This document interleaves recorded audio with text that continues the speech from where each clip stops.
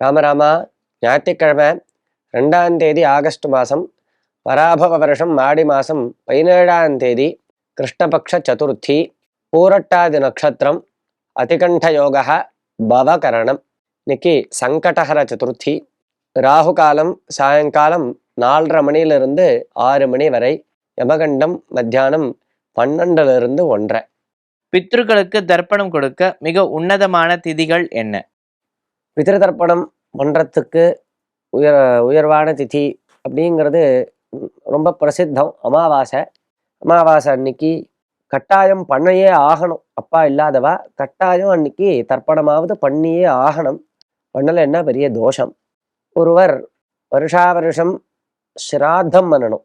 அவளுடைய அப்பா அம்மாவுக்கு ஏதோ ஒரு சூழ்நிலை காரணமாக ஸ்ராத்தம் பண்ண முடியல, விட்டு போயிடுத்து. ஸ்ராத்தம் விடவே கூடாது.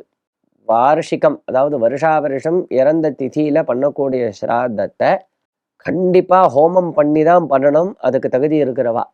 அதை நான் ஏதோ அரிசி வாழைக்காய் கொடுத்து முடிச்சுட்டு இப்படிலாம் சொல்லக்கூடாது.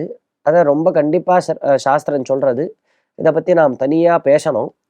ஆனால் ஏதோ ஒரு காரணத்தினால இந்த ஸ்ராத்தம் விட்டு போயிடுத்து. இப்போ ஒரு தீட்டு வந்துருத்து, யாரோ தாயாதிகள் காலமாயிட்டா, உறவினர் 10 நாள் தீட்டு வந்துருத்து, அல்லது யாரோ நம்ம நெருங்கிய உறவினருக்கு குழந்தை பிறந்துருத்து, 10 நாள் விருத்தி வந்துருத்து. என்ன பண்ணுறதுன்னா அதுக்கு நடுப்புற ஸ்ராத்தம் வந்தால் பண்ண முடியாது. ஆனால் என்னைக்கு அந்த தீட்டு போகிறதோ அன்னைக்கே அந்த ஸ்ராத்தத்தை பண்ணணும். தீட்டு போகிற அன்னைக்கு கண்டிப்பாக பண்ணணும். இன்னும் நம்ம வேறு சூழ்நிலை காரணமாக ஏதோ ஒரு ஊரில் மாட்டின்ட்டோம், ஏதோ ஸ்ராத்தம் பண்ண முடியாத ஒரு சூழ்நிலை. இப்போ எல்லாரும் வெளிநாட்டிலலாம் இருக்கா இல்லையா, வருடா வருஷம் ஸ்ராத்தம் பண்ணுறதுக்கு இந்தியாவுக்கு தான் ஸ்ராத்தம் பண்ணணும் பாரதத்தில்.